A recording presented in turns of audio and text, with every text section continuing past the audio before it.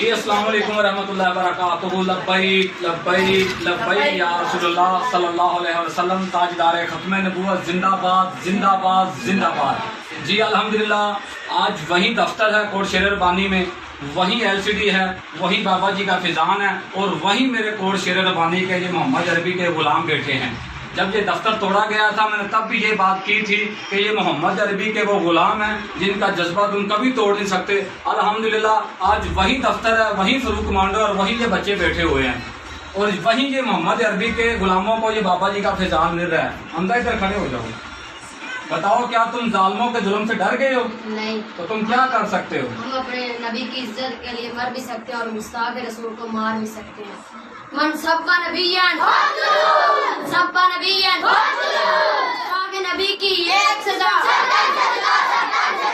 सागे नबी की एक सजा।